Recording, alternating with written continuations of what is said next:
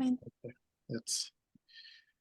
D'accord. Donc, le baptême d'eau, le baptême d'eau. Et avec la même question que les apôtres ont postée, ont demandé quand on les a prêché l'évangile, on leur a demandé, on leur a annoncé Jésus, le Jésus qu'ils ont crucifié revient.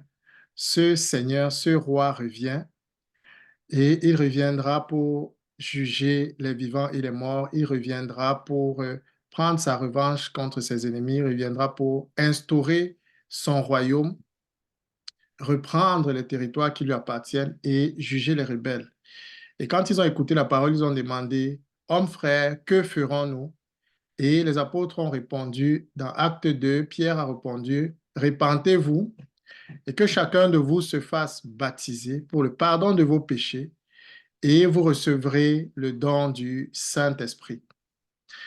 Et c'est ce que nous avons vu la première journée. Nous avons parlé de l'évangile du royaume et nous avons vu que généralement, les gens, quand on pose cette question, euh, les gens m'ont dit, il faut donner ta vie à Jésus, certains disent, mais il faut prier. Je crois que les Mhm. Congolais disent, il faut prier. Ce n'est pas la soubière, il faut venir à l'église. Mais nous devons apprendre à être de plus en plus bibliques et avoir le langage biblique parce que plus nous nous rapprochons du langage biblique, plus aussi nous voyons aussi les résultats. Plus nous nous rapprochons de comment la Bible fait, plus nous voyons aussi les résultats bibliques. Donc, moi, j'ai cessé de dire ça. Je dis aux gens voici ce que la Bible dit, comment on entre dans le royaume, comment on vient à Dieu. Il faut se repentir. Si tu crois en Jésus, tu mets ta foi en Jésus de tout ton cœur, tu te répands devant Dieu de tes péchés, tu te fais baptiser. Et puis Dieu va te donner le Saint-Esprit. Donc, il faut se repentir et mettre sa foi en Jésus pour recevoir le baptême et le baptême du Saint-Esprit, le baptême d'eau et le baptême du Saint-Esprit. Et là, à l'image, ça c'est un jeune que j'avais baptisé en 2016 et béni. Je l'avais rencontré dans un camp de réfugiés et il était serviable, il allait aider les gens là-bas. Et nous, on allait là-bas évangéliser. Et quand on s'est rencontrés, on a parlé de l'évangile, on a utilisé les 3 cercles, l'exercice que je vous ai montré. Et à la fin, il m'a dit, mais comment on fait alors si on veut revenir à Dieu? Comment on fait si on veut revenir au Père? Et je lui ai dit, il faut se repentir et se faire baptiser. Et Dieu va te donner son Saint-Esprit. Et sur place, nous avons prié ensemble, il a confessé Jésus, s'est repenti de ses péchés. Et le lendemain, nous sommes allés dans les eaux du baptême. Nous l'avons baptisé. Après, on s'est perdu de vue, mais quelques années plus tard, je l'ai retrouvé et il était encore dans la foi et j'ai rendu grâce à Dieu. Donc, le baptême, et vous voyez aussi l'image de la droite, une personne qui est totalement ensevelie dans les eaux. J'ai beaucoup aimé cette image parce qu'elle montre vraiment ce que c'est que le baptême. Nous allons y revenir. OK. Donc, peut-être avant de continuer sur le baptême, quelques rappels de ce que nous avons aussi fait la semaine dernière. Nous avons parlé de la foi. Et nous avons vu que la foi, en fait, c'est un acte d'obéissance à Dieu. Quand nous avons compris l'évangile et nous comprenons que Dieu nous a sauvés pour désormais marcher avec lui, donc nous nous sommes repentis de notre ancienne façon de vivre et maintenant nous voulons continuer avec Jésus. Et la foi, ce n'est pas quelque chose qui est seulement dans le cœur. La foi, c'est obéir à Dieu. Parce que si je crois vraiment à Dieu, alors je vais faire ce qu'il me dit. Si je ne crois pas, alors je ne vais pas lui faire confiance quand il me dit d'aller à gauche, d'aller à droite. J'aurai peur, je vais croire qu'il veut mon mal, je vais croire, alors je ne crois pas vraiment en lui. Mais quand je crois en Jésus, je lui obéis. Donc la foi en Jésus est synonyme d'obéissance. C'est synonyme d'obéissance. Donc, c'est important pour la suite, parce que nous allons voir pourquoi c'est important pour la suite. C'est important parce que quand on va entrer dans le baptême, il y a certaines des choses que les gens disent qui essayent de dissocier la foi et le baptême. Et ils disent, oh, si tu crois, ça suffit. D'autres disent, non, la foi, on n'est pas sauvé par les œuvres, et dedans, ils mettent le baptême. Mais c'est une fausse manière de penser parce que La foi, elle est suivie de ses actes. On ne dissocie pas. Et la Bible dit que la foi sans les œuvres, elle est morte. Donc, je ne peux pas dire que j'ai la foi si je n'ai pas les œuvres qui suivent la foi là. C'est que je suis en train de mentir. Si j'ai vraiment la foi et que je refuse, je dis, j'ai la foi en mon chauffeur de bus, mais je refuse d'entrer dans son bus, je suis en train de mentir. Je n'ai pas la foi en son bus. Je n'ai pas la foi en sa capacité de conduire. Si j'ai la foi en un pilote et je refuse d'entrer dans son avion, je mens. Je n'ai pas la foi en ce pilote. Donc, quand j'ai la foi, ça se voit par mes actes. Montre-moi ta foi par tes actes. Donc, juste un rappel encore sur la foi. Nous avons parlé de cet exercice-là, donc nous allons sauter. Et voilà, donc certaines personnes disent quoi? Que le baptême, c'est juste un symbole. Le baptême est aléatoire, comme je disais. Le baptême, et ça fait quoi? Et ça fait que les gens prolongent leur obéissance au baptême. Les gens se disent, bon, je vais faire ça plus tard, puisque ce n'est qu'un symbole, c'est aléatoire, on peut le faire quand on veut, ainsi de suite. Mais c'est très faux. Le baptême n'est pas aléatoire. Le baptême, c'est d'abord un commandement. Jésus a dit dans Matthieu 18, 28 à 20, Matthieu 28, pardon, 18 à 20, allez dans le monde entier et faites de toutes les nations mes disciples, baptisez-les. Ce n'était pas une supplication, c'était un commandement. Baptisez-les, baptisez-les. Ne pas baptiser quelqu'un, c'est refuser d'obéir à Jésus. Et ne pas se faire baptiser, c'est refuser d'obéir à Jésus. Donc, c'est un commandement. Ce n'est pas aléatoire. Paul, par exemple, lui, il avait déjà expérimenté Jésus quand sur la route de Damas, Jésus lui a apparu, ses yeux ont été fermés et un disciple va venir le rencontrer qui s'appelle Agabus. Le disciple va prier pour lui pour qu'il recouvre la vue. Il va recouvrir la vue et, et le disciple va lui dire, bon, maintenant, va, tu as rencontré Jésus, va, pourquoi est-ce que tu tardes? Fais-toi baptiser et laver de tes péchés pour commencer à suivre, à marcher avec Jésus. C'était le prochain pas d'obéissance. Donc, bien que lui l'avait déjà rencontré, Jésus l'avait fait quelque chose d'extra, il avait une rencontre extraordinaire, mais il savait qu'il fallait, la prochaine étape, c'était se faire baptiser. Quand Paul arrive dans Acte 10, quand Pierre arrive, pardon, chez Corneille, il prêche l'évangile à Corneille et à sa famille. Et quand il est en train de prêcher l'évangile à Corneille et à sa famille, le Saint-Esprit descend sur les gens. Et on aurait pu dire, bon voilà, le Saint-Esprit est descendu, donc le signe de l'approbation de Dieu. Mais qu'est-ce qu'il faut encore? Pourquoi est-ce que ça suffit? Non, la Bible dit que Pierre ordonna qu'il soit baptisé. Il ne demanda pas, il ordonna qu'il fût baptisé. Et ça nous montre encore ce caractère de commandement que Dieu a donné. Et le baptême, à cause du baptême, les gens sont morts. À cause du baptême, quand certains sont venus parler du baptême, qu'il fallait baptiser les gens par immersion, on a tué les chrétiens à cause de cela. Les gens ont été martyrisés à cause de cela. Il y a l'histoire des anabaptistes, des gens qui ont retrouvé cette vérité biblique et qui ont commencé à propager cela. On doit baptiser les gens. On doit baptiser les gens. C'est important. C'est un commandement du Seigneur. Et on doit le faire tel que le Seigneur nous l'a montré. Et à cause de ça, les gens ont été martyrisés. Donc, ce n'est pas une petite histoire. C'est quelque chose que Dieu a ordonné. C'est quelque chose que Dieu veut. C'est quelque chose que le roi demande.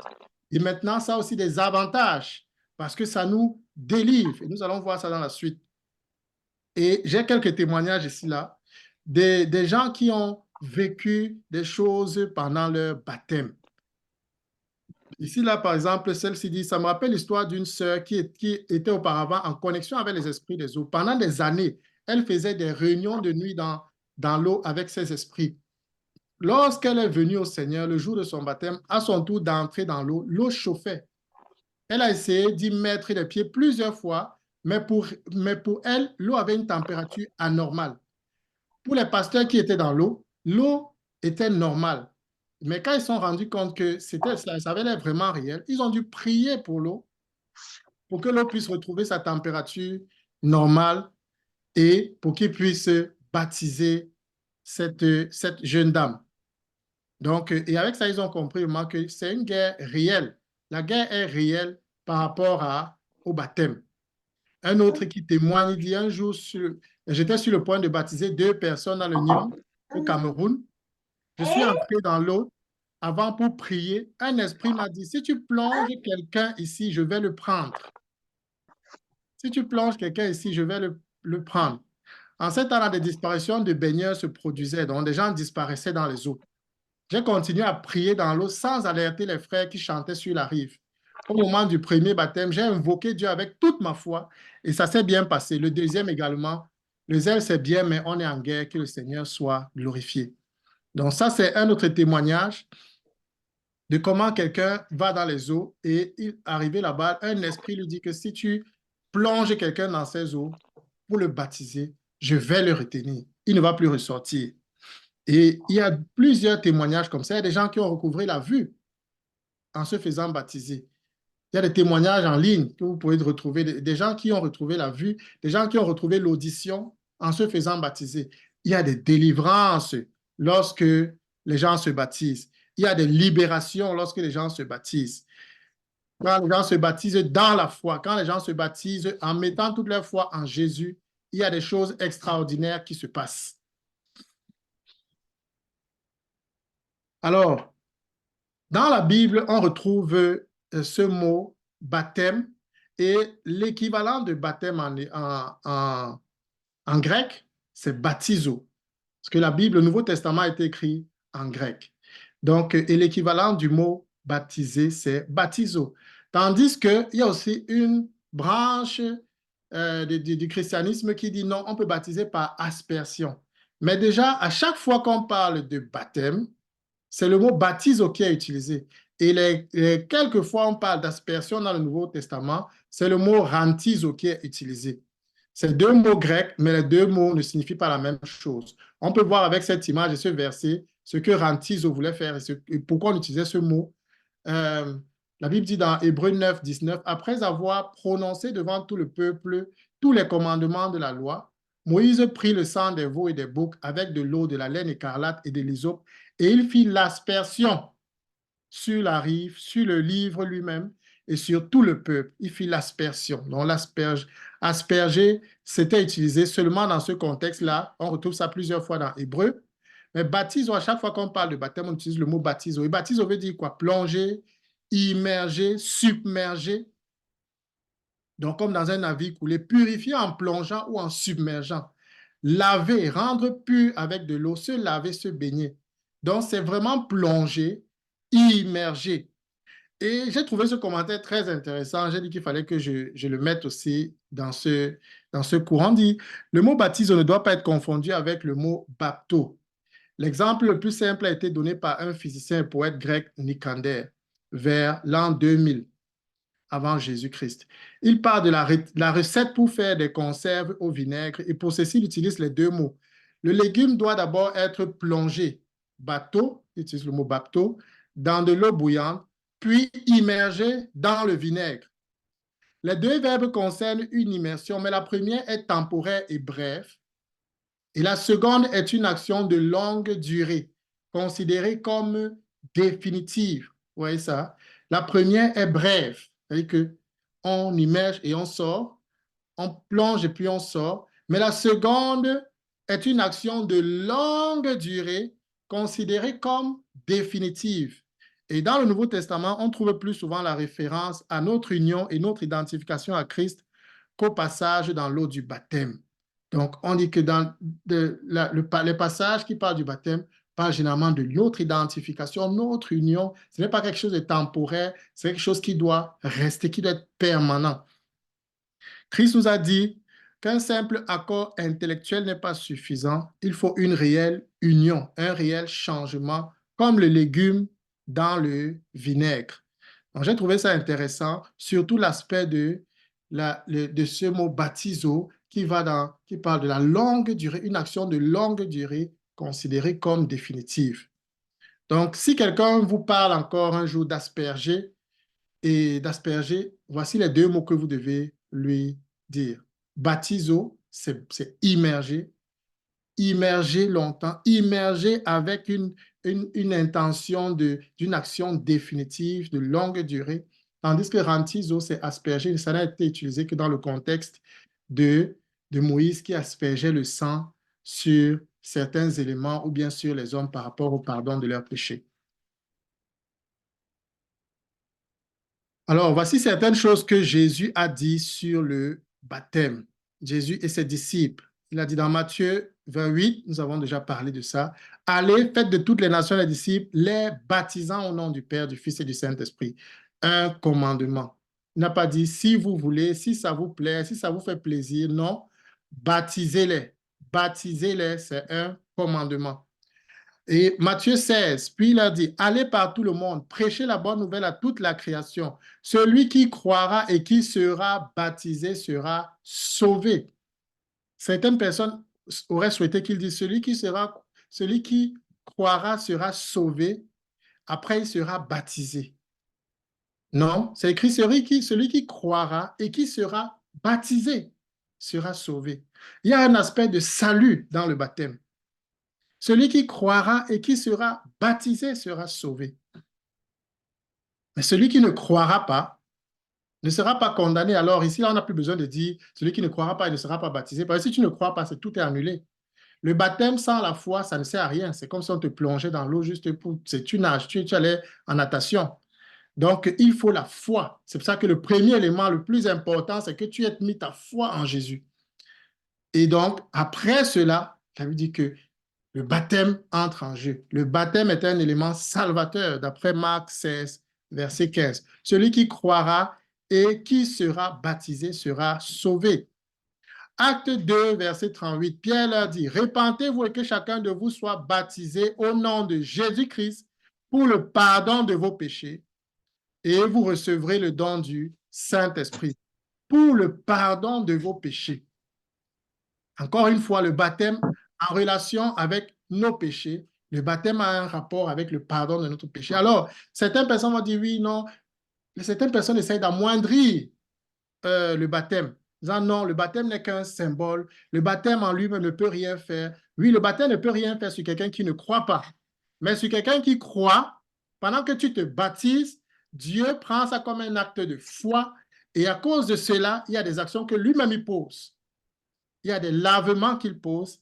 Il y a des choses qu'il exécute dans nos vies parce que nous agissons par obéissance et par foi. Et il dit, et vous recevrez le don du Saint-Esprit. Alors, dans Acte 22, nous avons déjà parlé de cela. Paul qui parle, Ananias qui parle et qui est en train de parler à ses disciples et qui dit, lève-toi, sois baptisé et lavé de tes péchés en invoquant le nom du Seigneur. Sois lavé de tes péchés en invoquant le nom du Seigneur. Sois lavé de tes péchés en invoquant le nom du Seigneur. Lève-toi, sois baptisé et lavé de tes péchés. Encore, le lavage des péchés. On a parlé du pardon des péchés. Maintenant, on parle du lavage des péchés. On voit qu'il y a une puissance dans le baptême. Il y a une force dans le baptême. Ce n'est pas juste un symbole. Non. Il y a quelque chose qui se passe lorsque les gens se baptisent avec foi. Il y a quelque chose qui se passe. Il y a quelque chose qui se passe spirituellement. Il y a des actions que Dieu pose spirituellement. C'est pour ça qu'il nous donne tous ces versets-là.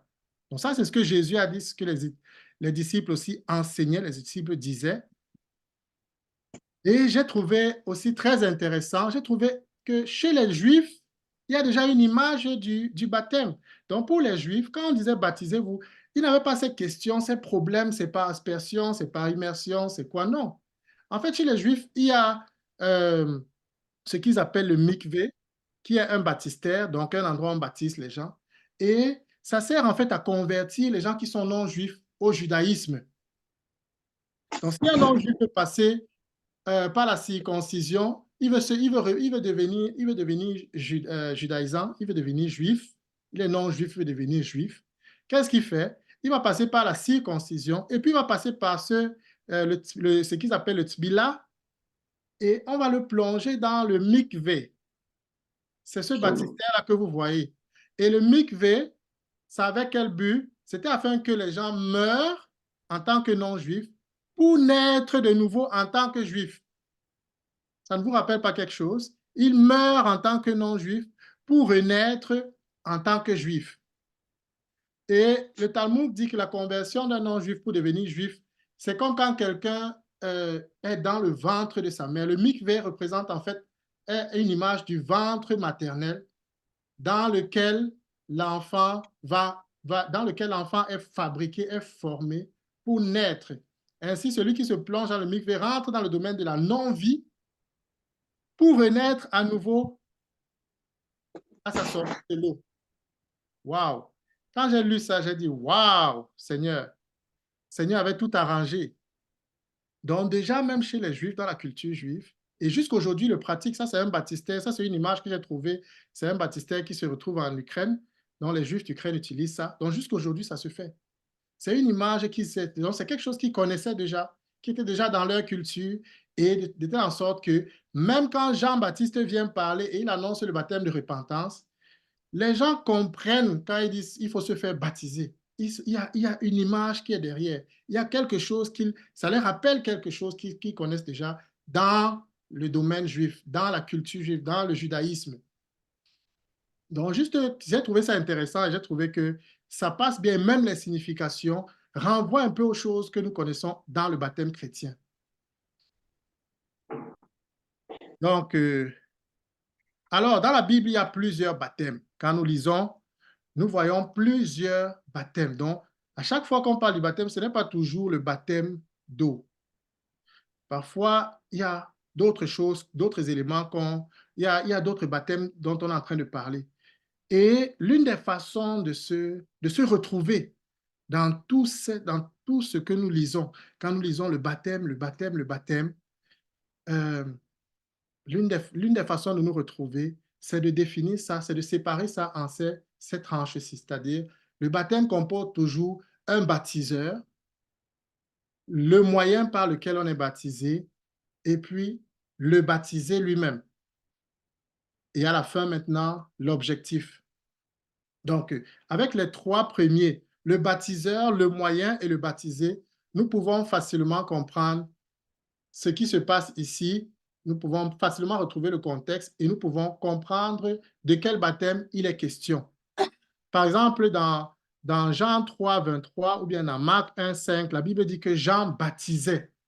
Dans Jean 3, 23, la Bible dit que Jean baptisait à Hénon parce qu'il y avait là beaucoup d'eau. Alors, qui était le baptiseur? C'était Jean. On baptisait par quel moyen? Où est-ce qu'on baptisait? C'était dans l'eau. Il y avait là beaucoup d'eau. Et qui était celui qui devait être baptisé? C'était celui qui croyait. Parce que Jean appelait les gens à la repentance pour leur dire de croire en celui qui devait venir. Ils ne connaissaient pas encore Jésus, ils ne connaissaient pas encore le Messie, mais c'était pour les préparer à la venue de Christ, pour préparer le peuple. Et c'était la mission de Jean. Jean est la voix qui crie dans le désert, aplanissez le sentier du Seigneur. Donc, il a été envoyé pour préparer le chemin de Jésus, préparer les cœurs avant que Jésus n'arrive. C'est ça qu'on dit, son baptême, c'était le baptême de repentance, pour préparer les cœurs à la venue de Jésus.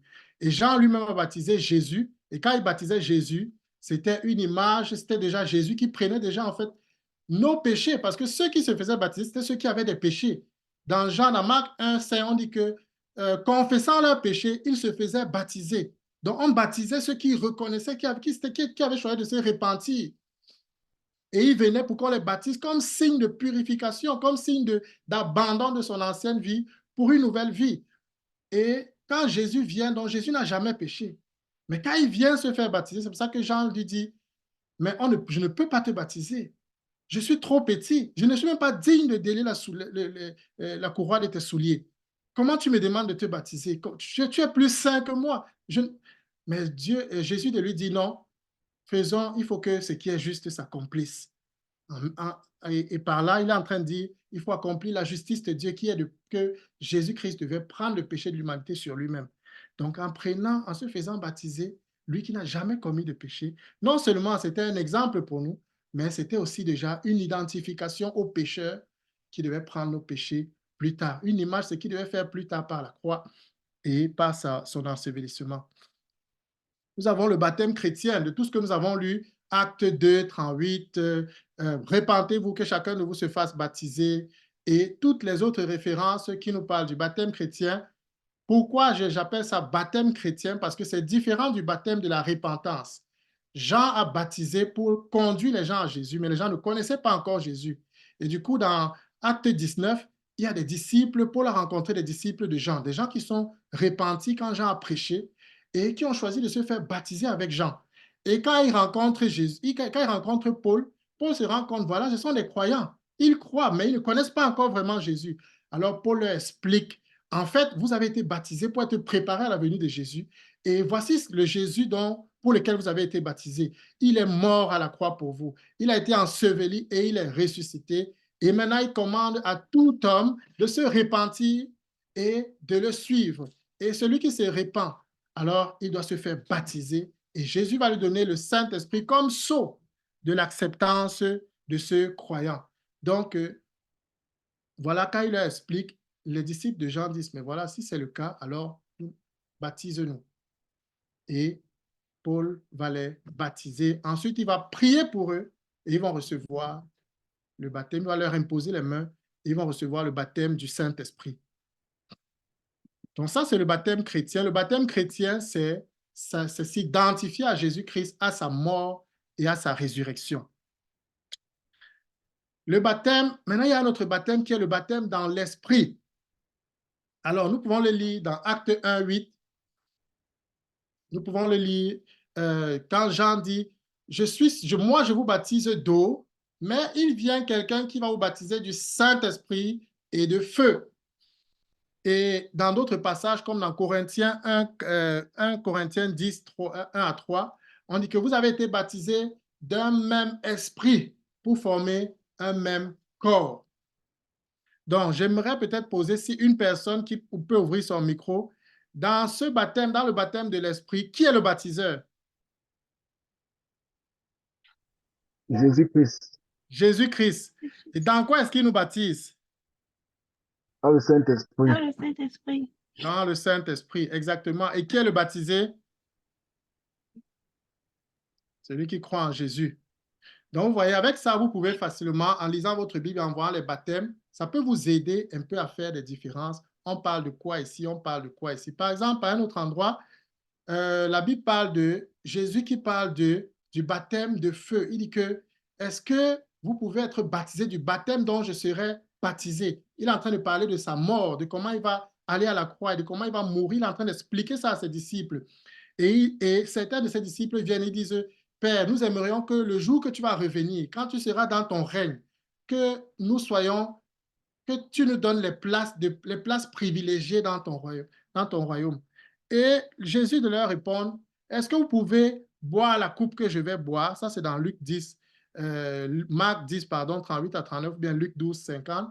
Est-ce que vous pouvez boire ou être baptisé du baptême dont je vais être baptisé? Et là-bas, on ne parle pas d'eau là-bas, il est en train de parler du jugement, de sa mort à la croix. Donc, ici, dans le contexte, vous allez voir qu'il est en train de parler de quelque chose dans lequel il va passer. Il va passer par les eaux du jugement de Dieu. Il va être frappé. Il va être moqué.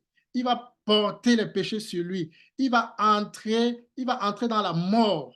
Il va connaître, il va devenir péché. Donc, il est en train de parler de tout ce que Dieu va mettre sur lui comme jugement. Donc, le baptiseur, c'est qui? C'est le Père. Et le moyen, c'est quoi? C'est la mort et la résurrection, le jugement qui va frapper Jésus, la colère de Dieu qui était sur nous, qui va tomber sur Jésus, lui qui va devenir péché. Et le baptisé, c'est qui? C'est Jésus. Donc, on parle du baptême, de la mort de Jésus. Donc, le baptême, et les autres qui vont dire, mais est-ce que nous pouvons, ils vont dire, ils vont répondre à Jésus, oui, nous pouvons être baptisés de ce baptême. Et Jésus qui va dire, oui, vous allez connaître ce baptême. Et effectivement, l'un des disciples qui était avec Jésus à ce moment-là va mourir martyrisé. Et l'autre aussi, martyrisé, ça veut dire qu'on l'a tué, c'est-à-dire qu'on l'a décapité ou bien on l'a crucifié. Il y avait plusieurs façons de tuer ces gens. Ça veut dire qu'il a connu, il a goûté à la communion des souffrances de Christ. Et chacun de nous, nous sommes aussi appelés à souffrir avec Christ, à goûter à la communion des souffrances de Jésus. Nous ne sommes pas seulement appelés à bénéficier, à profiter, nous sommes aussi appelés à souffrir avec Christ, à participer à sa souffrance. Et c'est un privilège. Donc, il y a aussi un baptême dont on parle dans 1 Corinthiens 15, 29. Et c'est Paul qui parle, il dit, et il parle à des païens qui sont en train de régner la résurrection. Et ils disent, mais si les morts ne ressuscitent pas, pourquoi alors vos personnes, vos frères, baptisent les gens pour les morts? Et là, on utilise le même principe. Selon ce que Pierre est en train de, selon ce que Paul est en train de dire, qui est le baptiseur? Ce sont les non-chrétiens. Le moyen, on ne nous explique pas comment est-ce qu'il les baptise, mais qui est baptisé, c'est le païen pour le mort. Donc, c'est le païen qui est baptisé pour le mort. Donc, on voit que là-bas, il n'est pas en train de parler du baptême du Saint-Esprit, ni du baptême d'eau, mais il est en train de parler du baptême des païens pour les morts. Ça ne concerne pas les chrétiens. Voilà, donc ça, c'est une façon simple de naviguer et de se retrouver quand on parle des baptêmes dans la Bible. De quoi est-ce qu'on parle? Généralement, quand on parle du baptême en Christ, nous avons été baptisés en Christ. Vous allez voir que c'est une référence à notre baptême que nous avons, notre baptême chrétien, le baptême d'eau que nous avons vécu. Parce que le baptême d'eau, c'est une identification à la mort, à l'ensevelissement et à la résurrection. Donc, on s'identifie à Christ. Et nous allons voir ça à la suite. Ça, c'est des images qui nous aident aussi. Nous avons été crucifiés avec Christ. Ça veut dire que nous choisissons, quand nous choisissons de suivre Jésus, nous choisissons de nous abandonner à lui. Nous choisissons de mourir avec lui, de suivre son chemin, le chemin de croix. Hein? Le chemin de croix, ce n'est pas ce qu'on fait, ce que certains font chaque année en portant la croix et en marchant. Non, le chemin, c'est accepter de mourir avec Christ chaque jour. Et ça commence par le jour que nous décidons de nous repentir de nos péchés pour suivre Jésus. Et nous sommes donc crucifiés avec lui, nous sommes ensevelis avec lui quand on nous plonge dans l'eau et nous sommes ressuscités avec lui. S'il vous plaît, fermez vos micros le temps que nous sommes en train de parler. Il y aura la possibilité de poser des questions à la fin. Mais parce que nous sommes en train d'enregistrer, c'est mieux que les gens ferment leur micro pour l'instant. Merci. Notez vos questions. Si vous en avez, nous pourrons y répondre à la fin.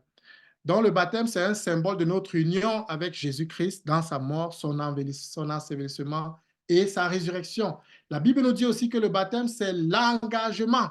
C'est un engagement d'une bonne conscience envers Dieu. Ça, c'est dans 1 Pierre 3, 21.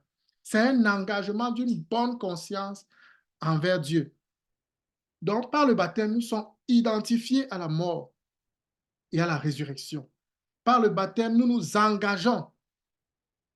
Nous nous engageons, nous décidons, nous disons, désormais, j'appartiens à Jésus et je le déclare devant les hommes, devant les anges, devant les démons, j'appartiens à Jésus. Le baptême aussi a l'aspect de la circoncision.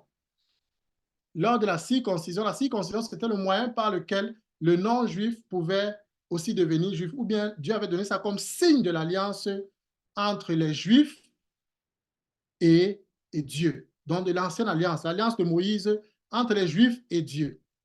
Et là, tout le monde devait se faire circoncire pour entrer, pour être dans cette alliance-là. Et c'était tellement important pour ceux qui ont déjà lu la Bible. Vous allez vous rappeler, ceux qui ont déjà eu à lire cet épisode-là, Dieu a voulu tuer Moïse parce qu'il ne s'était pas fait circoncire. Et c'est sa femme, Séphora, qui va l'aider. Son fils, pardon, il n'a pas fait circoncire son fils. Et c'est sa femme qui va agir pour qu'il puisse être épargné. Tu vois. Donc, c'était important pour Dieu. Ce n'était pas juste un symbole. C'était très important. C'était un acte de foi et qui est un acte c'est un pas dans l'alliance avec Dieu. Et le baptême aussi a cet aspect-là. Dans Colossiens 2, on montre Colossiens 2 au verset 11. Je vais le lire. Colossiens 2 au verset 11, merci. Colossiens 2, de 11 à 12, on dit, c'est dans l'union avec lui que vous avez été circoncis, non d'une circoncision opérée par les hommes, mais de la circoncision que demande Christ et qui consiste à être dépouillé de ce qui fait l'homme livré à lui-même. Vous avez été ensevelis avec Christ par le baptême, voyons, lit on montre un peu un lien entre la circoncision et le baptême. Et c'est aussi dans l'union avec lui que vous êtes ressuscité avec lui, par la foi en la puissance de Dieu qui l'a ressuscité des morts. Donc, on nous montre qu'il y a un lien entre la circoncision et le baptême, un rapprochement dans le fait que c'était une façon d'entrer dans l'alliance. C'était une façon un signe de la foi que j'ai en ce Dieu-là et que je veux commencer une nouvelle alliance avec lui.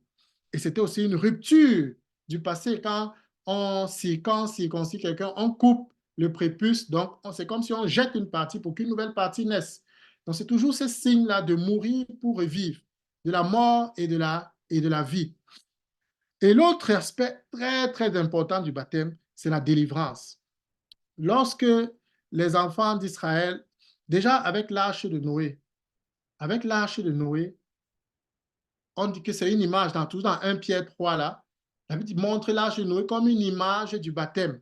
Lorsque donc Noé entre dans l'arche et qu'il traverse les eaux, c'est comme une image de sa mort. Et quand la pluie sort, quand la pluie finit, c'est comme une image de sa résurrection, un nouveau monde, une nouvelle personne. Donc, c'est une image en fait du baptême. La Bible utilise ça comme une image du baptême. La Bible utilise aussi la traversée de la mer Rouge. Lorsque Moïse a fait traverser le peuple d'Israël, quittant d'Égypte pour aller à la terre promise. Ils ont dû traverser la mer Rouge et Dieu utilise ça comme une image aussi du baptême. Le fait que Moïse ait ouvert la mer, il soit passé comme au travers des eaux pour ressortir de l'autre côté. Et quand nous y pensons, jusqu'à ce que les enfants d'Israël traversent ces eaux, Pharaon avait le pouvoir sur eux. Pharaon pouvait toujours les atteindre. Pharaon était toujours en train de les suivre. Pharaon faisait toujours des choses dans leur vie. Donc, Pharaon avait le pouvoir de décider encore de beaucoup de choses jusqu'à ce qu'ils aient traversé. C'est là où Pharaon a compris que c'est fini. Quand Pharaon a voulu traverser, il a été englouti par les eaux. Donc, ça nous montre aussi quoi? L'Égypte représente souvent le monde dans la Bible. Le monde de péché. Pas le monde seulement physique, mais le monde dans son sens de péché.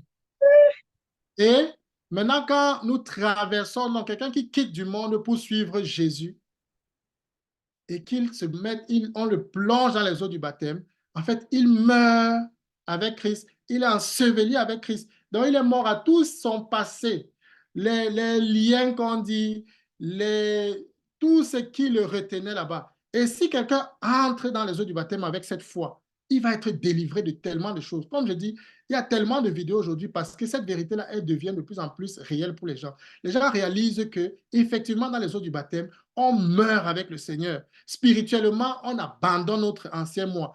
Et il y a des liens qui sont brisés. Il y a des délivrances qui s'opèrent. Il y a il y a des gens qui guérissent des maladies parce que ça fait partie de leur ancienne vie. Puisqu'on enterre mon ancienne vie, puisque j'enterre mon ancienne vie, je suis mort au monde. Donc quand je renais, je ressuscite avec Christ. Je ressuscite avec Christ, ça veut dire que je suis vivant. Et si vous lisez maintenant dans Romains 6, ce qu'on dit dans Romains 6, il dit que vous êtes mort avec Christ afin que vous puissiez marcher en nouveauté de vie. Il dit, le vieil homme a été crucifié afin que le corps du péché soit détruit, pour que vous ne soyez plus esclaves du péché. Celui qui est mort est libre du péché. Jésus est venu nous libérer du péché. On a parlé de ça déjà la dernière fois. Il est l'agneau de Dieu qui ôte le péché du monde.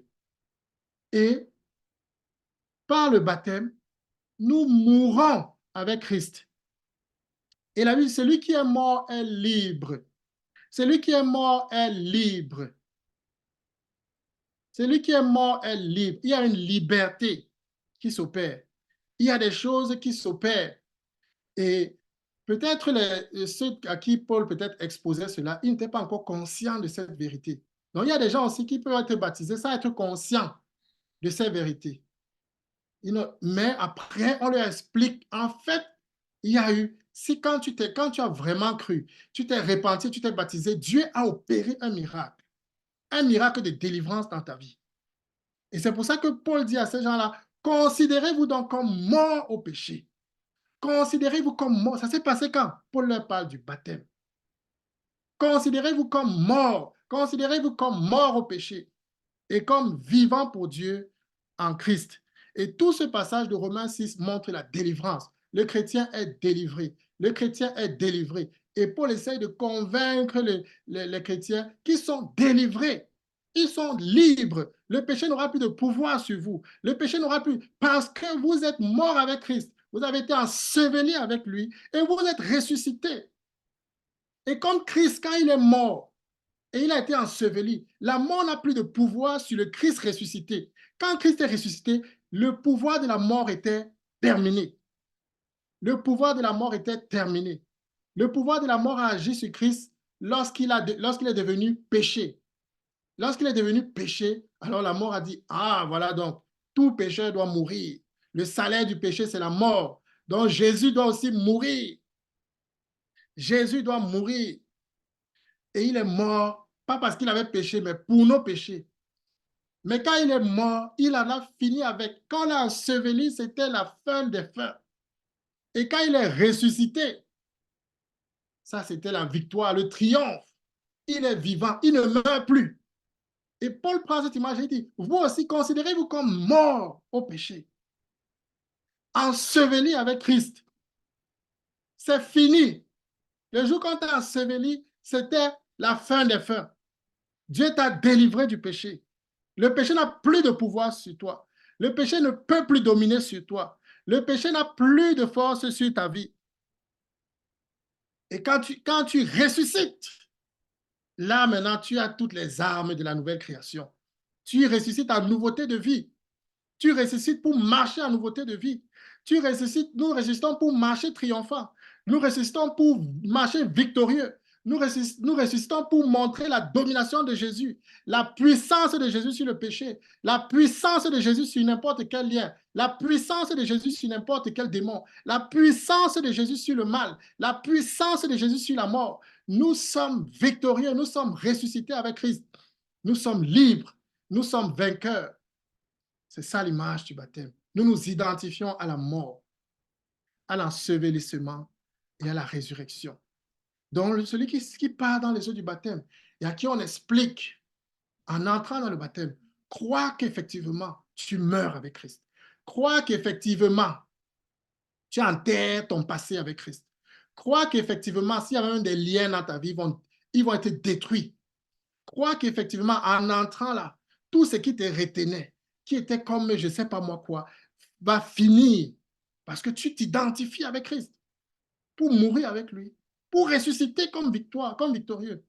Crois cela. Et quand tu prêches ça et que quelqu'un entre dans les eaux du baptême avec cette foi, je serai délivré. Si j'étais esclave de quoi que ce soit, c'est ma Dieu, j'entre pour être délivré. Et il y a des gens qui ont vécu ça. Celui qui, au début, je vous ai montré la photo au début, Benny, cet Allemand, que j'ai baptisé, je l'ai rencontré plus tard, il m'a dit, mais la cigarette, je n'arrivais pas à arrêter de fumer. Je n'arrivais pas à arrêter de fumer. Aujourd'hui, je n'arrive pas à fumer. Aujourd'hui, mais quelque chose s'est passé. J'ai dit oui, c'est ce que je te disais. Quelque chose se passe. Quand tu crois, Dieu veut le faire, Dieu peut le faire, Dieu le fait quand nous nous baptisons par la foi en Jésus. Et il y a plusieurs témoignages qui pilulent dans ce sens. Donc le baptême, c'est un commandement. Le baptême, c'est une force. Le baptême nous délivre. Le baptême nous sauve de plusieurs choses. Le baptême nous sauve du monde, nous sauve des liens, nous sauve des démons. Le baptême est un puissant moyen de délivrance quand nous mettons notre foi en Jésus. Le baptême est l'ensevelissement pour une vie de victoire face au péché. Donc, c'est important de voir cela, de comprendre cela pour quelqu'un qui est encore en train d'hésiter. Est-ce que le baptême? Non, le baptême, c'est le commandement du Seigneur. Et le baptême doit être fait. Et le baptême va t'aider dans ta marche chrétienne. Si tu crois vraiment en Jésus, ta foi doit avoir des œuvres. La première œuvre, c'est le baptême. Alors, comment baptiser quelqu'un? Les conditions, c'est quoi? C'est ce que j'ai dit depuis. Il faut croire. Et la foi, c'est l'obéissance. Croire en Jésus, c'est accepter ce qu'il dit et le suivre. Ça veut dire que je marche derrière lui. Donc, il faut croire en Jésus. Il faut se repentir. C'est la condition pour le baptême. Quand Jean baptisait, on dit que confessant leurs péchés, ils se faisaient baptiser. Il faut reconnaître tes péchés, il faut confesser cela. Et pourquoi j'encourage souvent les gens lorsqu'ils veulent prier, lorsqu'ils veulent se repentir, de ne pas le faire seul, mais parfois de le faire avec une personne, parce que non seulement on peut prier pour lui après qu'il ait prié lui-même pour sa délivrance, mais quand on le baptise aussi, c'est l'occasion de prier ensuite pour lui, comme vous pouvez voir dans cette image, une personne qui est en train d'être délivrée. On prie encore pour lui parce qu'on connaît les choses qui l'ont lié, les choses pour desquelles il était esclave dans le monde, les choses desquelles il était esclave avant de rencontrer Jésus. Et là, on veut en finir avec tout ça parce qu'on sait que là, les démons ont perdu leur force. Les démons ont perdu leur force. Ils ne peuvent qu'agir par ruse maintenant. Ils ont perdu leur pouvoir. La personne n'a plus de pouvoir sur eux. Ils n'ont plus de pouvoir. Donc, on prie, dégage, déguerpit. Et les témoignages, après, quand les personnes sont libérées, elles marchent dans une nouvelle vie, une vie chrétienne différente. Elles marchent victorieuses, vraiment différentes. Donc, et ce sont les choses au départ, je ne connaissais pas ces choses. Mais au fur et à mesure, le Seigneur enseigne. Et je commence à me rendre compte que, waouh, il faut vraiment qu'on applique de plus en plus ce que le Seigneur nous recommande pour que les gens marchent véritablement dans leur vie chrétienne avec la victoire, avec la foi que le Seigneur voudrait que nous ayons. Donc, comment baptiser quelqu'un? Pour celui qui est déjà baptisé, pour celui qui n'est pas encore baptisé, ce qu'il faut, c'est que tu aies mis ta foi en Jésus pour être sauvé. Tu ne mets pas ta foi en toi-même. Tu ne peux pas te sauver. Tu es trop faible pour être sauvé et trop pécheur pour te sauver toi-même. Il te faut un sauveur. Ce sauveur, c'est Jésus. Il faut mettre ta foi en Jésus pour être sauvé. Toutes tes bonnes œuvres sont vaines devant Dieu. Elles ne pourront jamais atteindre le statut de Jésus, jamais atteindre le niveau que Dieu demande. Donc, il faut croire en Jésus pour être sauvé. C'est le commandement de Dieu. Tu mets ta foi en Jésus. Tu dis, Seigneur Jésus, je suis aussi un pécheur. J'ai besoin de salut. Tu es mon sauveur. Je crois en ton œuvre à la croix. Viens me sauver. Viens me délivrer.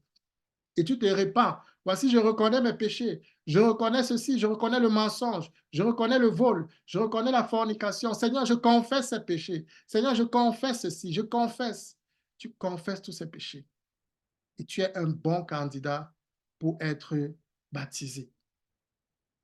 Parce que quand, dans Acte 8, il y a un évangéliste qu'on appelle Philippe, il rencontre un Éthiopien, un eunuque éthiopien, et il va s'asseoir avec lui pour lui prêcher l'évangile. Et quand il lui parle de l'évangile, la question que l'eunuque éthiopien lui pose, c'est qu'est-ce qui empêche donc que je sois baptisé? Ça veut dire que sûrement, quand Philippe lui prêchait l'évangile, il a dû lui parler du fait de se baptiser. Dans sa façon de prêcher l'évangile, il incluait le baptême, non, entre parenthèses.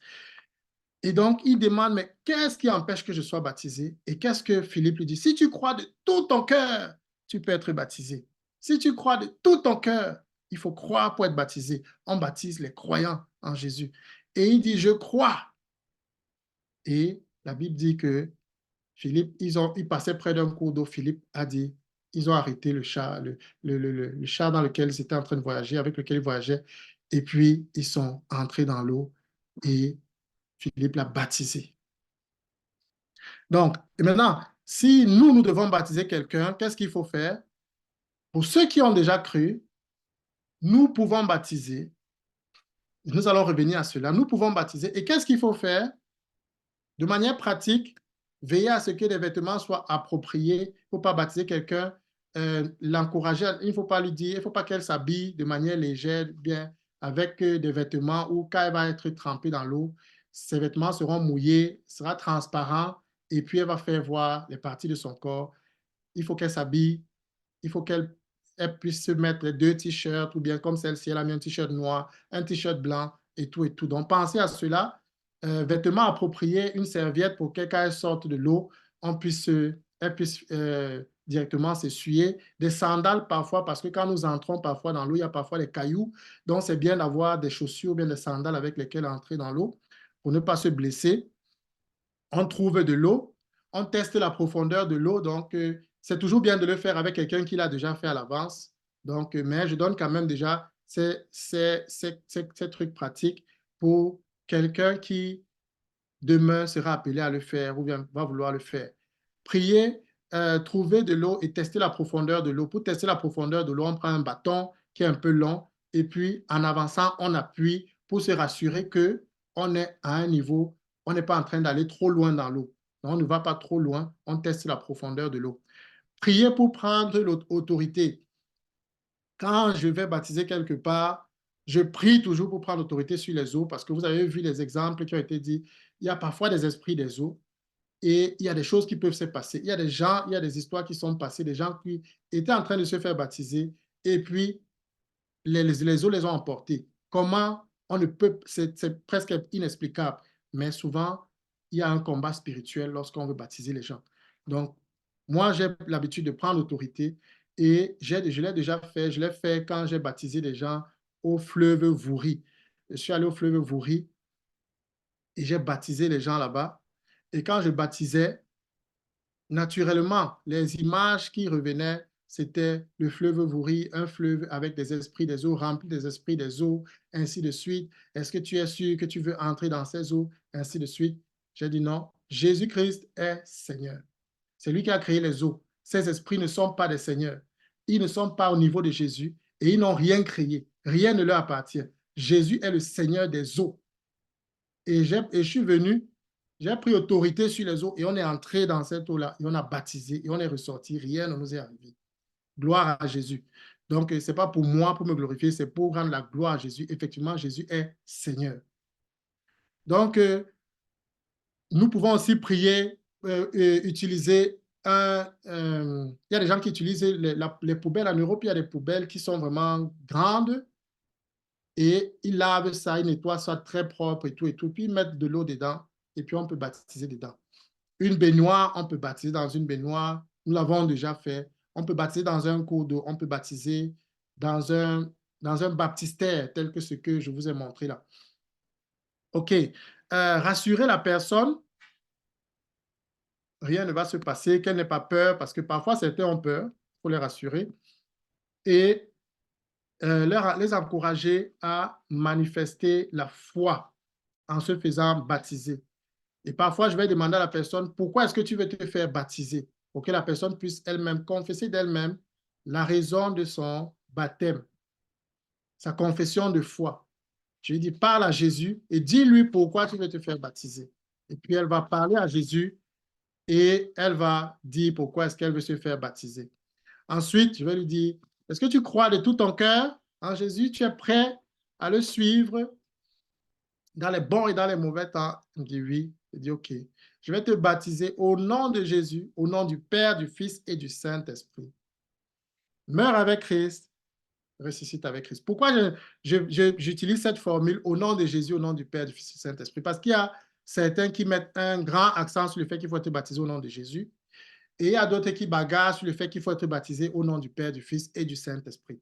Alors, dans la Bible, qu'est-ce qu'on voit? On voit que Jésus a dit, dans Matthieu 28, 18 à 20, baptisez-les au nom du Père, du Fils et du Saint-Esprit. Et dans les actes des apôtres, on voit à plusieurs reprises, ils ont été baptisés au nom de Jésus, ils ont été baptisés au nom de Jésus, ils ont été baptisés au nom de Jésus. Ma conviction personnelle est que quand on dit qu'ils ont été baptisés au nom de Jésus, ça ne veut pas dire qu'ils disaient à chaque fois, je te baptise au nom de Jésus. Parce que dans d'autres passages, on dit par exemple, faites toutes choses au nom de Jésus. Quand vous travaillez, que ce soit que vous mangez ou que vous buviez, faites-le au nom de Jésus. Mais nous ne sommes pas à chaque fois quand nous buvons, disons au nom de Jésus, je bois, ou bien quand nous travaillons, au nom de Jésus, je travaille. Donc, personnellement, je ne pense pas que ce soit la chose la plus importante là-bas. C'est la foi en Jésus qu'on demande, c'est la repentance qu'on demande. Et maintenant, j'ai mis cette formule-là de cette manière que si on te demande, tu es baptisé au nom de Jésus, tu vas dire oui. Tu es baptisé au nom de Jésus, tu as dit oui. Et ça va confondre ceux qui aiment les discussions, pour moi, inutiles. OK. Donc, quelques questions. Je sais qu'il y aura d'autres questions. Il y a des questions qui vont certainement revenir, mais il y a déjà des questions qui sont fréquemment posées par les uns et les autres. Et je vais simplement déjà essayer de répondre à cela. Qui peut baptiser? Attends, d'abord, les enfants. Peut-on baptiser les enfants? Alors, à cette question, je ne réponds pas oui ou non. Nous baptisons les croyants, comme nous avons vu.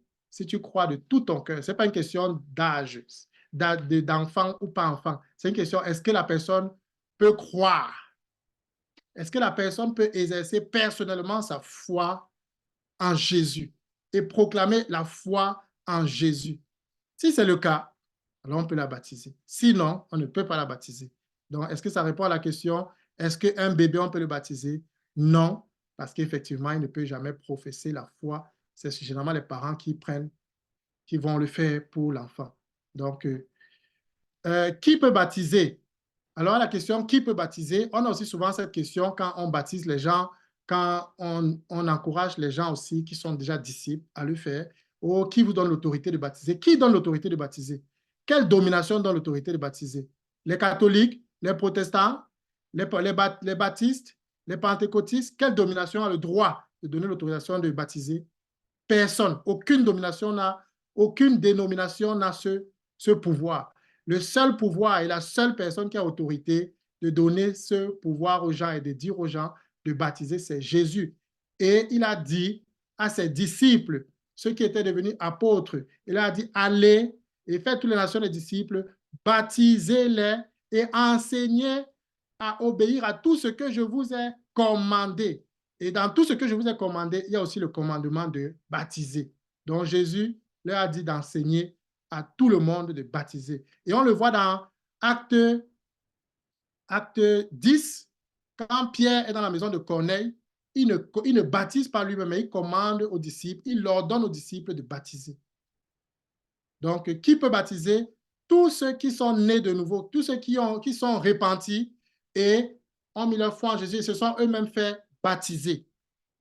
Ils sont disciples de Jésus et ils ont le même mandat que tout le monde, inclus les femmes, parce qu'on a aussi des discussions dans ce sens, des gens qui disaient, est-ce que les femmes peuvent baptiser? Est-ce que les femmes sont disciples de Jésus comme les autres, elles peuvent aussi baptiser. Voilà.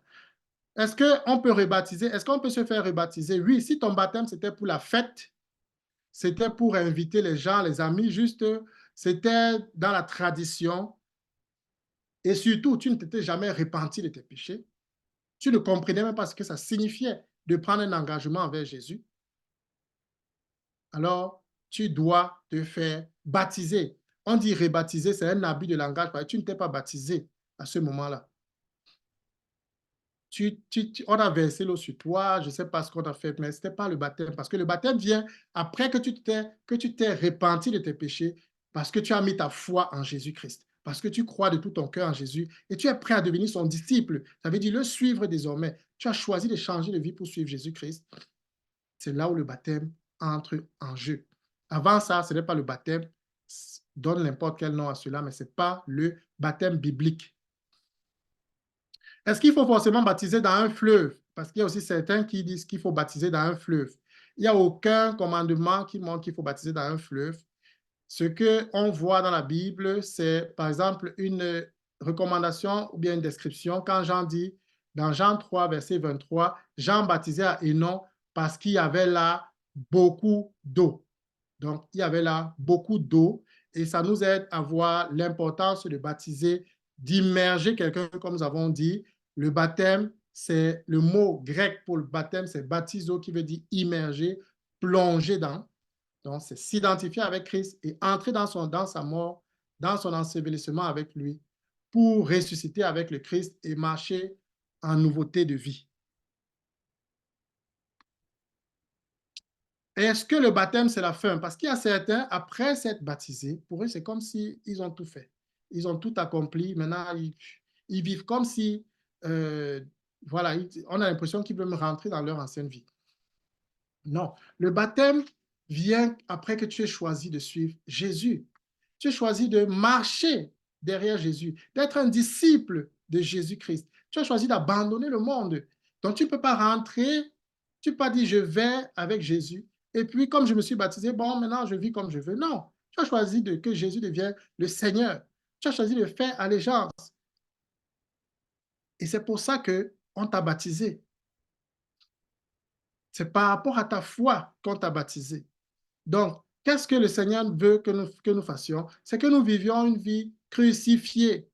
Ça veut dire nous restions morts. C'est pour ça que Paul, dans Romains, ici dit, considérez-vous donc comme morts au péché et comme vivant pour Dieu en Christ. Donc, celui qui est baptisé doit maintenant marcher dans une vie crucifiée, où il se considère comme mort. Parfois, on va t'injurier, on va te fâcher, on va mal te parler. Tu vas choisir, est-ce que tu vis mort, crucifié, ou alors tu ressuscites toi-même les cadavres. Tu ressuscites tes cadavres pour réagir. La vraie vie, le baptême nous enseigne que la vraie vie vient de la mort. La vie de Jésus vient de la mort. La vie abondante vient de la mort. Que nous acceptions de mourir, que nous acceptions de ne pas réagir par nous-mêmes, que nous acceptions de ne pas suivre nos propres instincts, que nous acceptions de ne pas suivre nos envies, que nous restions, nous crucifions la chair. Nous sommes crucifiés avec Christ, mais maintenant, de manière quotidienne, que nous disons non, quand nos désirs, les désirs, la chair veut nous pousser dans des choses qui ne glorifient pas Dieu, quand la chair veut nous pousser à réagir de la manière que ça ne glorifie pas Dieu, que nous disions non, je suis mort avec Christ. Si on perce un cadavre, si on pique un cadavre, il ne réagira pas. Nous devons avoir cette image-là. Nous sommes morts avec Christ, nous sommes enterrés avec Jésus. Et celui qui vit, si je vis maintenant, je vis par la foi au Fils de Dieu. Je vis maintenant dans la foi que ce que Dieu demande, c'est ce qui est bien. Ce que Dieu veut, c'est ce qui est bien pour moi. C'est ce qui est bien pour moi. C'est ce qui est bien pour ma vie. C'est ce qui plaît à Dieu. C'est ce qui l'honore. C'est ce qui va le glorifier. Je veux la vie qui glorifie Dieu. Et c'est dans la vie qui glorifie Dieu que je suis moi-même heureux, que je suis moi-même épanoui, que je reçois la vie abondante que Jésus a promis. Et Jésus veut que nous communions à ses souffrances. Ce n'est pas seulement dans le mourir à nous-mêmes chaque jour, mais même la communion à ses souffrances. Pendant que nous allons parfois prêcher l'évangile, on va être insulté. Parfois, certains sont frappés, certains sont martyrisés, ils sont tués même. Et le Seigneur laisse, parce que le Seigneur dit, ceux qui vivent, qui souffrent avec moi seront glorifiés avec moi.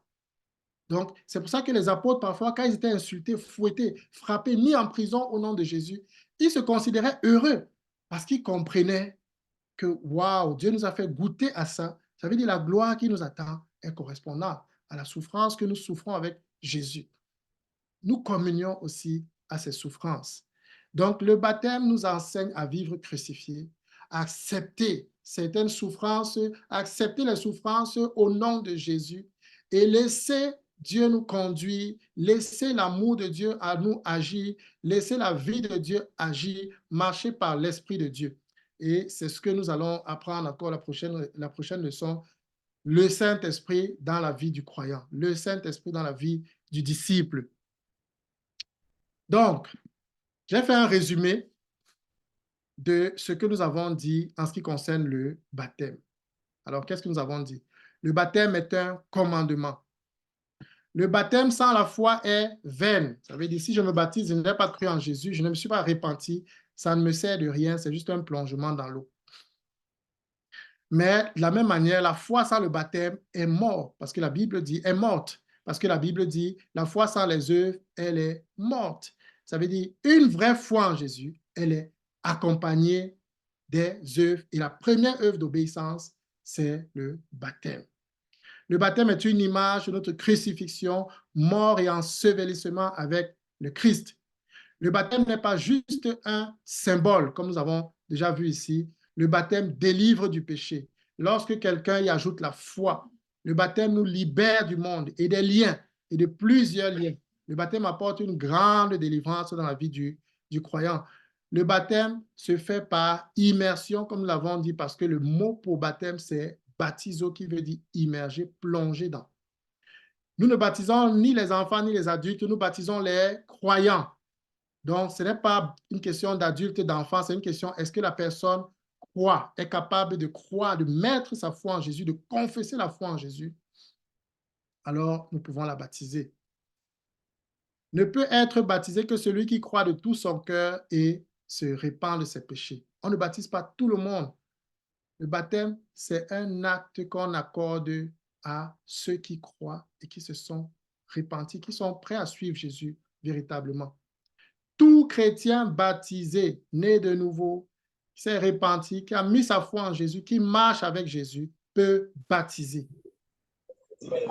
Le chrétien baptisé doit vivre, s'il vous plaît, micro, s'il vous plaît. Le chrétien baptisé doit vivre sa vie chrétienne en se considérant mort à Christ et vivant pour Dieu. Voilà un peu les résumés de ce que nous avons dit. Et cette image juste m'aide encore à revenir à pourquoi est-ce que nous parlons du baptême. Nous avons parlé du baptême en raison de Acte 2, quand Paul, les Juifs à qui Pierre avait prêché à la Pentecôte, ils lui ont demandé, mais homme frère, que devons-nous faire? Et Pierre a répondu, répentez-vous et que chacun de vous se fasse baptiser pour le pardon de vos péchés et vous recevrez le don du Saint-Esprit. Donc nous appelons ça toutes les étapes dont le chrétien, celui qui choisit de suivre Jésus, a besoin pour entrer et marcher pleinement dans sa nouvelle vie, dans le royaume de Dieu. Donc, c'est un peu comme si ta vie était liée par, imaginons ta vie est liée par quatre cordes. Et chacune de ces étapes va délier ces cordes-là, va briser ces cordes-là. La repentance va venir briser certaines choses. La foi que tu vas manifester va venir briser d'autres choses. Le baptême va briser certaines cordes. Le baptême du Saint-Esprit va venir embraser le reste. Donc, toutes ces étapes sont importantes pour un croyant qui veut marcher pleinement dans toute son identité en tant que fils et en tant que citoyen du royaume de Dieu. Donc, voilà ce que j'avais préparé en ce qui concerne le baptême. J'espère que ça vous a béni et s'il y a des questions, on peut les prendre maintenant. Donc, celui qui veut poser la question, s'il vous plaît, si vous savez comment lever la main, vous pouvez lever la main pour que ce ne soit pas en désordre ou alors vous ouvrez votre micro et puis vous posez votre question.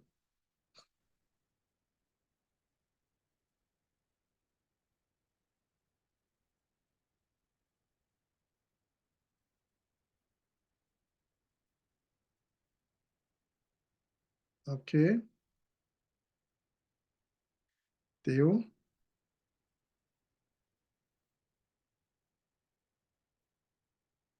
on t'écoute. Que se passe-t-il si quelqu'un meurt sans être baptisé? Donc, il a vraiment cru, mais il ne s'est pas fait baptiser. OK. Si quelqu'un a vraiment cru, ne s'est pas fait baptiser, on a l'exemple de celui qui est mort à la croix avec Jésus. Il était à la croix avec Jésus et il a cru en Jésus à la croix. Il a dit que, il a reconnu que lui il était un pécheur et il a reconnu que Jésus mourait de manière innocente. Et Jésus lui a dit, ce soir même, tu seras avec moi au paradis. Donc, si quelqu'un croit et qu'il n'a pas la possibilité d'obéir à ce pas de baptême, mais il voulait le faire, mais il ne peut pas le faire, alors il sera sauvé parce que il voulait, mais il n'a pas pu le faire. Tout comme le, ça ne dépendait pas de lui, en fait. Tout comme celui qui était à la croix, ça ne dépendait pas de lui. Mais nous ne prêchons pas les exceptions. Nous prêchons la règle. Et la règle, c'est ce que les apôtres ont prêché. C'est ce que euh, Jésus lui-même s'est soumis à cette règle. C'est que nous devons nous faire baptiser en tant que disciples. Pascal Christian. Oui, merci encore pour l'enseignement. C'était vraiment très bénissant. Et ouais, merci pour ça. Je voulais demander si quelqu'un a eu à se faire baptiser avant de se répandre et avant vraiment de confesser Jésus comme Seigneur et Sauveur. Il s'était déjà fait baptiser de surcroît par immersion. Est-ce qu'il devrait se refaire baptiser dans ce cas, après avoir voilà, confessé cette repentie? La question, on a dit que le baptême n'est valable que après quelqu'un s'est repenti. Tout ce qui se passe avant, c'est la natation ou bien je sais pas moi quoi. C'est pas le baptême. Et beaucoup de gens ont des difficultés avec certains qui sont baptisés par aspersion à l'église protestante, à l'église catholique, et qui viennent au Seigneur, et d'autres qui, comme tu as dit, peut-être se sont baptisés juste par suivisme, mais ils n'étaient jamais Oui. repentis. C'était jamais repenti. Donc, c'est qui la condition, et je reviens à une des images que j'ai envoyées ici, la condition pour le baptême, c'était la foi et la repentance. Ça veut dire que c'est un moment où j'ai fait alliance avec Dieu et c'est là où je scelle cette alliance-là. C'est, comme on dit, l'engagement d'une bonne conscience. C'est au moment là où je pars dans les eaux du baptême. C'est au moment là où je meurs avec Christ parce que j'ai choisi de mourir avec lui. J'ai choisi de désormais le suivre. Donc maintenant, je peux être amené à la croix. Je peux être amené dans son ensevelissement et je peux être amené dans sa résurrection. Mais avant ça, rien ne s'est passé de tout ça. Donc le baptême vient après que quelqu'un se soit repenti et pas avant. Après que quelqu'un ait mis sa foi en Jésus et pas avant.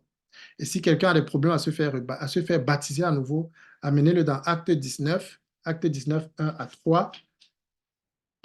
Paul a baptisé des gens qui étaient déjà baptisés par immersion. Ils étaient baptisés du baptême de Jean. Donc, quand quelqu'un veut vraiment suivre Jésus, ça ne va pas lui poser problème.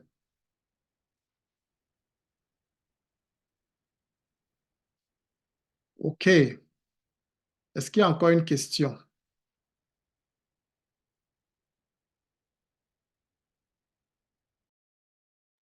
Que faire? Oh, désolé, j'ai pas levé ma main. J'ai profité, je repose encore. Que faire? Si j'ai confessé Jésus, j'ai cru et tout, et bref, je me suis repentie. Et là, je veux me baptiser. Maintenant, ma famille s'oppose.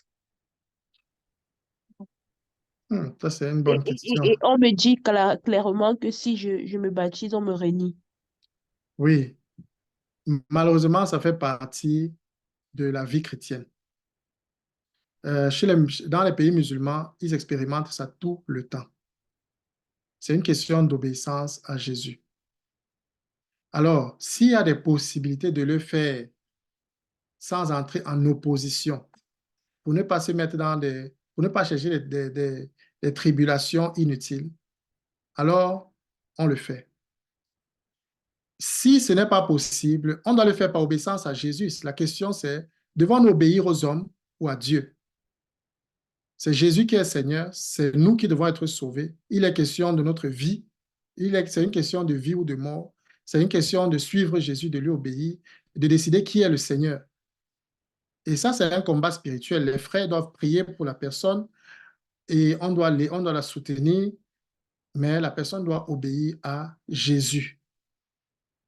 Et demander, dans ce cas, prier, demander même la sagesse à Dieu, demander, mais elle doit obéir à Jésus.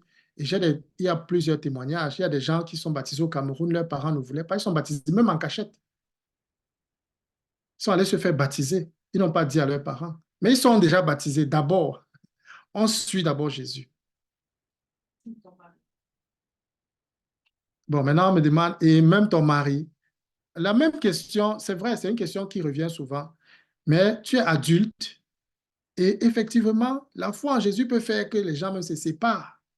C'est pour ça que dans 1 Corinthiens 7, Paul dit que si tu es chrétien et que ton mari non chrétien veut demeurer avec toi, ne te sépare pas. Mais s'il ne veut pas, il part. Donc la foi chrétienne peut... Jésus n'est pas seulement venu amener la paix, il est aussi venu amener l'épée. C'est Jésus qui est Seigneur. C'est son gouvernement qu'il est en train d'amener. C'est son règne qui vient. C'est son royaume qui vient. Et il commande à tous les hommes de se repentir pour le suivre. Moi, je vais poser la question encore à certains. Si vous étiez parmi les gens qui étaient à la Pentecôte, pendant que Pierre était en train de prêcher, et Pierre dit, repentez-vous et que chacun de vous se fasse baptiser pour le pardon de vos péchés, et vous recevrez le don du Saint-Esprit.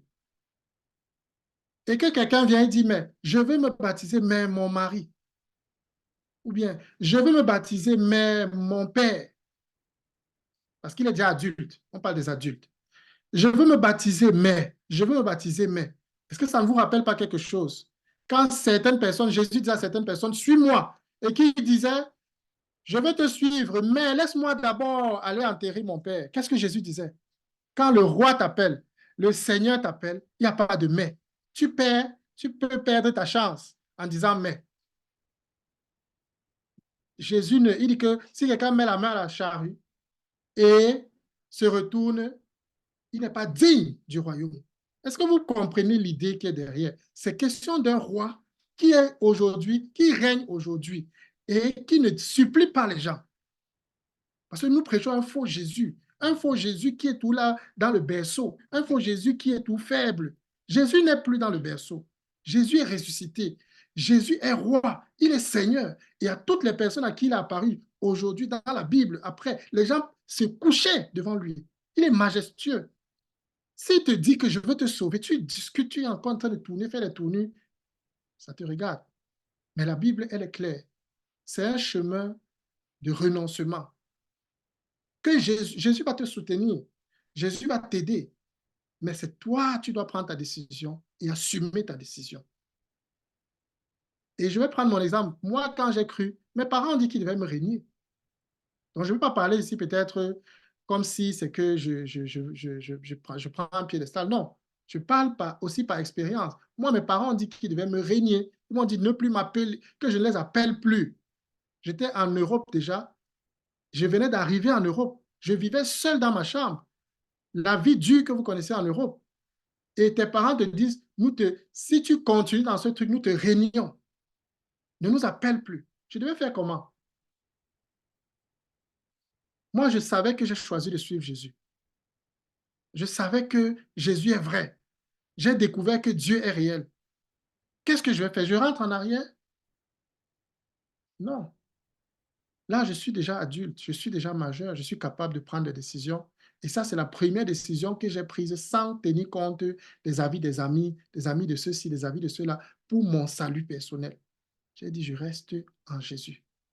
Et si Jésus est le Dieu des familles, il va faire tout, il va m'aider pour que par la suite, il comprenne que je suis en train de faire un bon chemin. C'est ce que je me suis dit à moi. Et j'ai dit, Seigneur, c'est dur, mais je vais te suivre. J'ai choisi de te suivre. Donc, et ce n'est pas, quelqu'un a posé, mais il a également dit d'honorer ton père et ta mère. Effectivement, il a dit d'honorer son père et sa mère. Mais ce commandement ne dépasse pas le premier commandement qui dit, tu aimeras le Seigneur ton Dieu de tout ton cœur, de toute ton âme et de toute ta pensée, et tu le serviras lui seul. Donc, de la même manière que Dieu nous demande d'honorer les parents, il nous demande d'honorer les autorités. Mais aussi, quand maintenant il y a un conflit entre l'autorité et Dieu, il faut choisir Dieu. Quand il y a un conflit, si désormais tes parents te disent il faut que tu ailles mentir, tu ailles voler, tu ailles tuer, et tu vas te dire non, je le fais parce que je veux honorer mes parents, tu es en train de pécher contre Dieu. Dieu dépasse les parents, Dieu dépasse les autorités.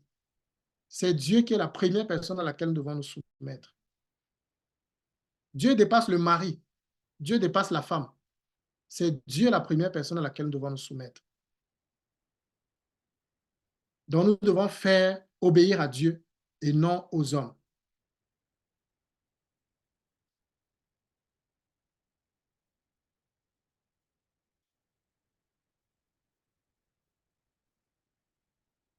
Amen. Est-ce qu'il y a encore une question?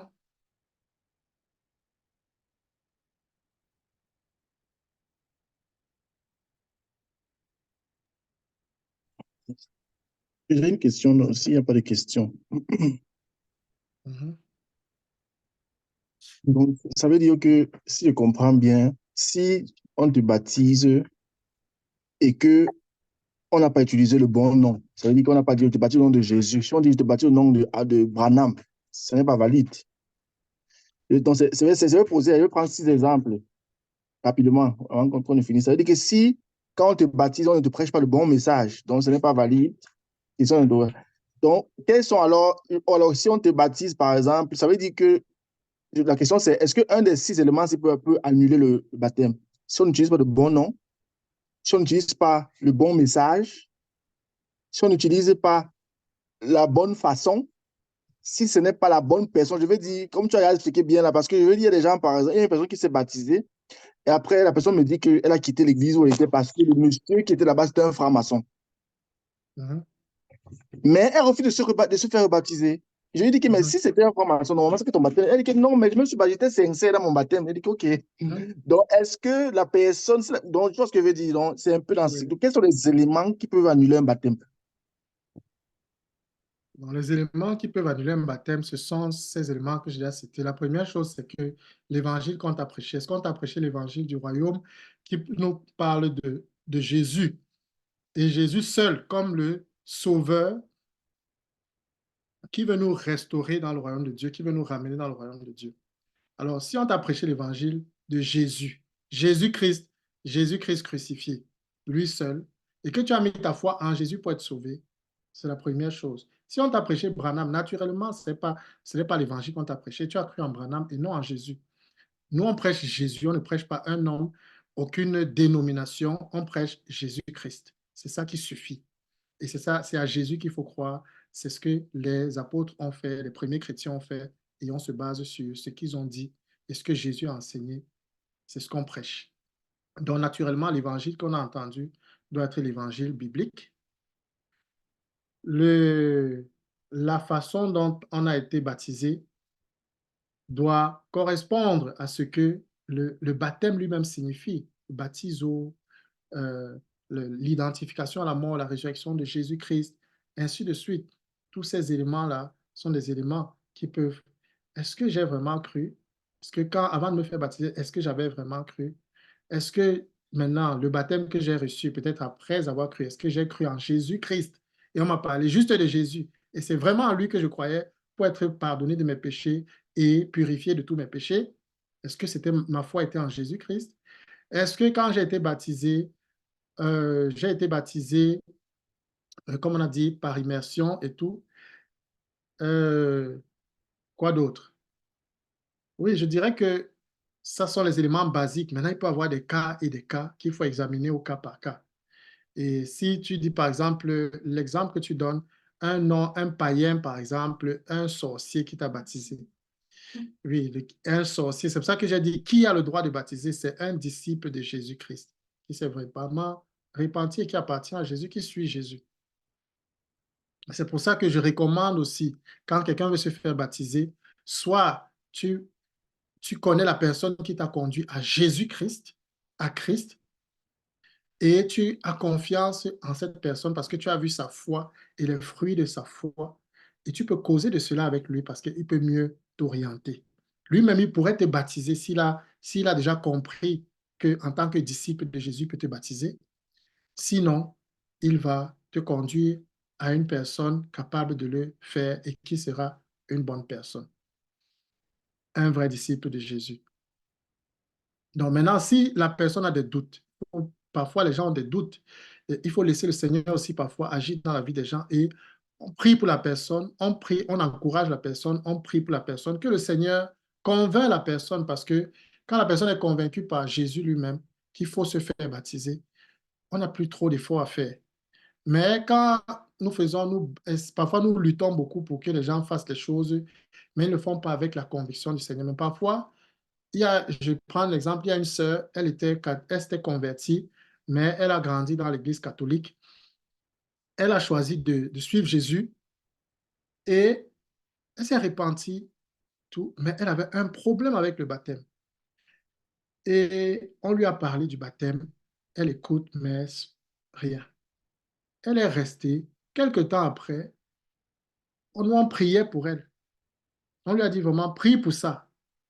Prie pour ça, vraiment. Tu es entré dans une relation avec Jésus. On te montre que c'est quand tu entres dans la relation avec Jésus que tu scelles cela par le baptême. Voilà ce que Jésus a dit. Donc, tout ce que tu as fait avant n'est pas valide. Mais si tu n'es pas convaincu, prie, demande à Jésus. Prends les passages qu'on te donne et toi-même va lire. Et tu demandes, tu pries, tu demandes au Seigneur de te parler par rapport à cela, de t'aider à voir. Et elle l'a fait. Et c'est elle-même qui est revenue après pour dire elle doit se faire baptiser. Elle doit se faire baptiser. Parfois, justement, les gens ont besoin que on prie, on les laisse eux-mêmes parcourir la Bible, ou bien s'ils sont ouverts à ce qu'on lise la Bible ensemble, on lit ensemble, et on fait confiance au Saint-Esprit qui est capable de les convaincre. Parce que parfois, les gens ont des blocages que nous ne maîtrisons pas. Mais le Seigneur connaît tout ça et le Seigneur peut les aider. Donc, c'est ce que moi je dirais par rapport à ces cas-là.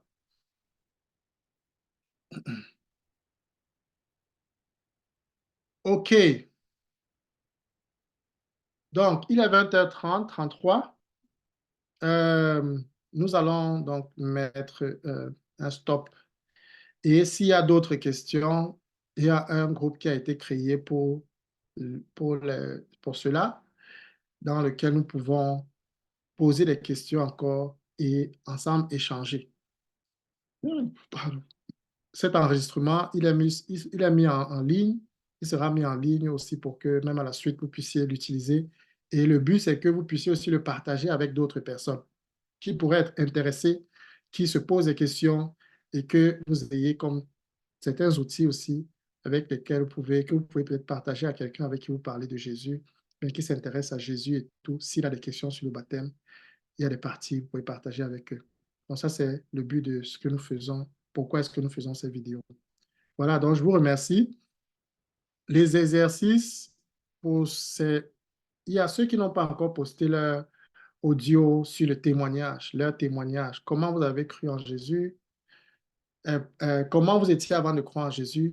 Comment vous avez rencontré Jésus? Qu'est-ce qui s'est passé pour que vous choisissiez de suivre Jésus? Et qu'est-ce qui a changé depuis que vous avez décidé de suivre Jésus? Ceux qui n'ont pas encore fait leur audio, faites vos audios. Je vais répondre à tous les audios. Je vais essayer de répondre à tous les audios et à donner mon feedback pour comment votre témoignage ne doit pas dépasser 5 minutes. Donc, l'exercice, il est repris parce que beaucoup ne l'ont pas fait. Et le premier exercice, c'était aussi partager l'évangile avec les 3 cercles que nous avions partagés. Ça aussi, pour ceux qui ne l'ont pas encore fait, je vous encourage à le faire. Je vais vous donner le feedback par rapport à cela. Par rapport à la leçon d'aujourd'hui, il n'y aura pas un exercice. Je ne vais pas ajouter un exercice. Ce que j'aimerais, c'est que ceux qui sont dans le groupe, s'il vous plaît, écrivez ce qui vous a marqué, ce que vous avez retenu de ce moment-ci, de cet échange-ci, de ce que nous avons, ce qui était nouveau pour vous, ce qui vous a béni, ce qui vous a marqué. J'aimerais juste que nous partageons cela. Donc, écrivez dans le groupe qu'est-ce qui vous a béni, qu'est-ce qui vous a marqué, qu'est-ce que vous retenez de cet échange-ci. D'accord. Et pour ceux qui vont suivre plus tard, parce que je fais confiance que Dieu va permettre que d'autres personnes le suivent, pour ceux qui vont suivre plus tard, vous pouvez toujours passer par la personne qui vous envoie la vidéo pour nous contacter, pour entrer en contact si vous avez d'autres questions. Bien, posez à la personne qui vous donne cette vidéo. Ceux qui sont sur le net, commentez et puis on va vous répondre. Sur ce, je vous souhaite une très bonne soirée, que le Seigneur vous bénisse et je vais prier pour la fin.